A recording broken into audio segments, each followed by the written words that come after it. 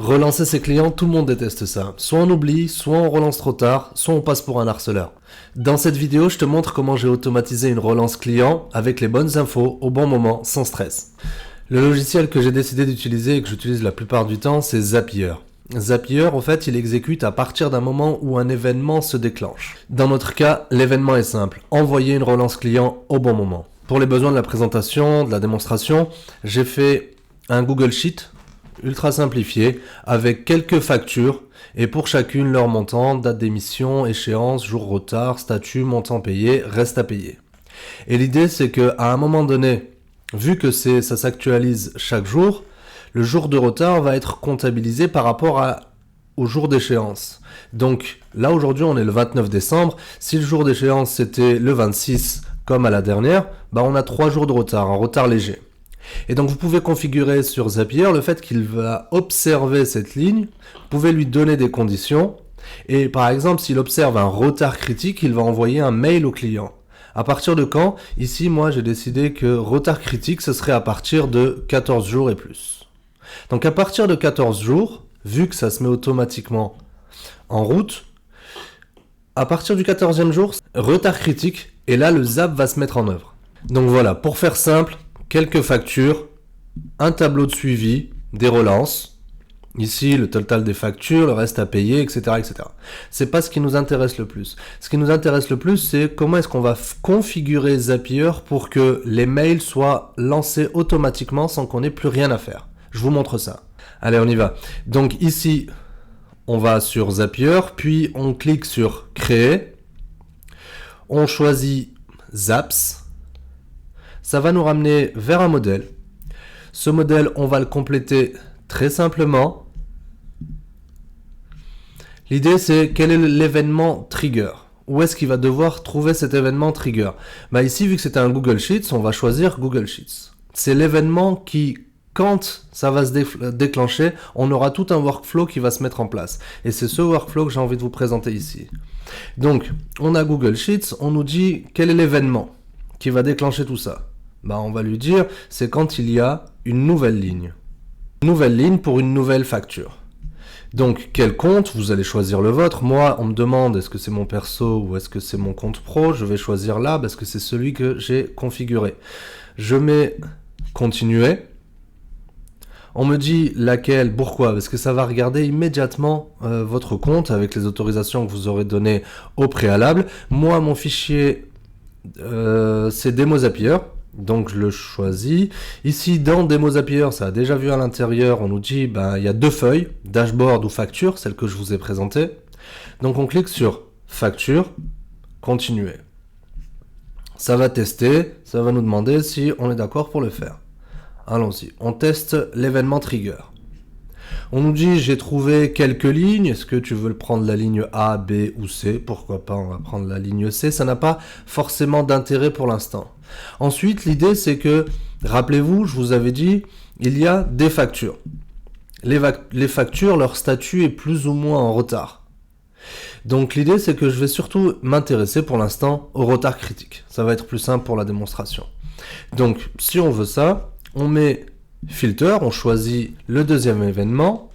On nous dit qu'est-ce qui se passe avec ce filtre.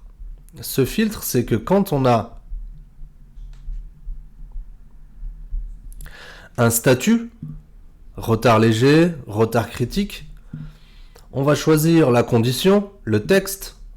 Ici, quel statut? C'est un texte qui contient retard critique. Tout simplement. Je mets continuer. Et là, c'est très bien parce que ça nous dit, attention, votre Zap n'aurait pas fonctionné là actuellement. Pourquoi? Parce que lui a vu, c'est le retard léger. Donc il dit, là, ça aurait pas marché. Justement, on veut filtrer et donc les retards légers, on veut pas forcément envoyer de relance par rapport à ça. Bien évidemment, on peut mettre autant de filtres qu'on veut et on peut commencer le filtre à partir de retards légers. Donc je clique sur continuer. Une fois que ce filtre est fait, on nous dit qu'est-ce que j'en fais? il va y avoir une nouvelle ligne avec plus ou moins de retard parce que Google Sheets va calculer automatiquement à partir de la date du jour. On a mis 14 jours, donc là c'est le 29, 14 jours avant. Si on est à plus que 14 jours, dans ce cas-là on aura un retard critique. Ce qu'on veut aujourd'hui, c'est que ça envoie automatiquement le mail à la personne pour lui signifier qu'elle a un retard de plus de 14 jours. Ici, on nous demande de choisir à qui. Ce qui est très bien dans Zapier, c'est qu'à chaque fois, on nous propose les meilleures options. Ici, à qui est-ce que j'ai envie d'envoyer ? Il y a parmi les possibilités l'email du client. Pourquoi ? Parce qu'on avait configuré ici et qu'à chaque fois, ça va chercher les bonnes informations. Donc, on retourne vers l'information souhaitée. Email, on a bien ça n'est pas utile. Ici, on nous dit à partir de qui ? C'est moi qui souhaite envoyer ce mail, donc je vais mettre mon adresse professionnelle. Là, je vais simplement mettre mon prénom, pourquoi pas. Le sujet relance, j'ai déjà pré-rempli, comme ça va nous permettre d'aller un peu plus vite. Le sujet, ça va être la relance. Le body, le corps du sujet, ça va être ça. Mais ce qui est très intéressant et ce que j'ai voulu vous montrer ici, c'est que quand on dit un certain nombre d'éléments, quand on donne un certain nombre d'éléments, bonjour, sauf erreur de notre part, nous constatons que la facture, etc. Eh bien, dans ce cas-là, on nous dit qu'on peut rajouter des éléments. Donc, bonjour qui ? Bonjour le client. Sauf erreur de notre part, nous constatons que la facture, quelle facture ? À ce moment-là, on met l'ID de la facture. D'un montant de montant, on le choisit. Arrivé à échéance, on a échéance, on clique dessus. Ici, c'est moi qui l'avais noté par avance. Pouvez-vous nous confirmer sa bonne réception et le cas échéant nous indiquer la date de paiement prévue ? Donc c'est soit vous qui pouvez copier ici un modèle déjà présenté, soit l'inventer vous-même, soit utiliser l'intelligence artificielle. Zapier propose de connecter votre intelligence artificielle, par exemple ChatGPT ici, et là on aurait quelque chose de complètement dynamique. Pour simplifier, j'ai préféré écrire moi-même le texte et rajouter moi-même les informations, sachant que Zapier ici nous aide bien. On clique sur continue parce qu'on a tout bien configuré. Ici, on peut tester le run. Moi, je l'ai déjà testé plusieurs fois et on est tout bon. On va le tester. On nous dit que le run, il a bien fonctionné. La bonne nouvelle, quelque part, c'est qu'on nous dit, le run, on a bien trouvé une nouvelle ligne, mais cette ligne-là a été stoppée. Pourquoi ? Parce qu'ici, on avait un retard léger et qu'on a filtré et qu'on ne souhaite que les retards critiques. Donc, le filtre a bien fait son travail et ici, on nous dit, ça n'a pas envoyé le mail avec ce filtre. Maintenant, c'est à moi de vous présenter la fois où on a un workflow qui fonctionne avec le filtre qui trouve bien retard critique. Mais voici un peu, quelque part, le workflow proposé. On part d'une nouvelle ligne sur Google Sheets, filtrée, pour éviter d'envoyer des relances inutiles ou des erreurs, filtrée à la condition où le statut est retard critique. Si c'est le cas, on va envoyer un mail. Pour voir si et comment ça marche, on va prendre cette nouvelle ligne et créer une nouvelle facture. Une facture simple avec mon nom, mon adresse mail, juste pour regarder comment ça marche. On y va. Donc je vais mettre facture 006. Ici, le client, je vais mettre moi pour voir si ça marche bien.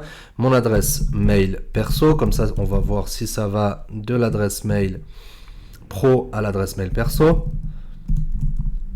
Là, je vais mettre un chiffre au hasard, 1, 2, 3, 4.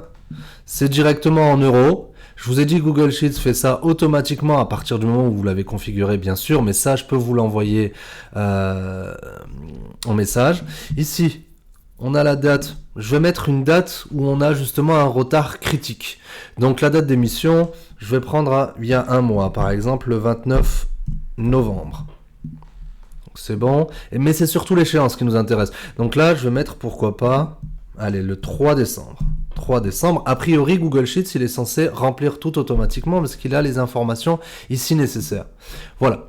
Le 3 décembre, vu que c'est plus de 14 jours, ça met immédiatement un retard critique. Donc là, vous avez juste à mettre ces données-là et à partir du moment où vous les changez, directement Google Sheets les remplit de la bonne manière. Je vais vous prendre un exemple ici. Imaginons que l'échéance, c'était pas retard léger, c'était pas le 26, mais le mois dernier. Donc on va essayer de pas dépasser, on va changer ça du coup. Le 20 novembre. Ici, on va laisser le 26 novembre. Vous voyez, immédiatement, ça se met à jour parce que ça calcule dynamiquement le nombre de jours jusqu'à aujourd'hui. Google Sheets fonctionne de manière dynamique, Zapier de manière automatique à partir du moment où il voit que le statut a changé. Donc à partir du moment où ça dépasse 14 jours, Google Sheets automatiquement remplit et transforme cette donnée en retard critique.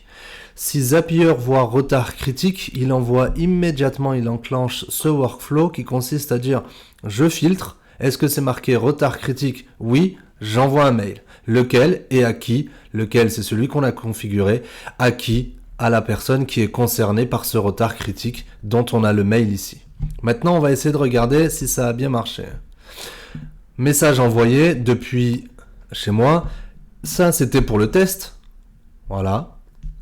D'où le email adresse introuvable, parce que j'avais mis une email par défaut. Et ici, on a, du coup, sauf erreur de notre part, nous constatons que la facture, etc., c'est bien ce qu'on a fait configurer dans la démonstration.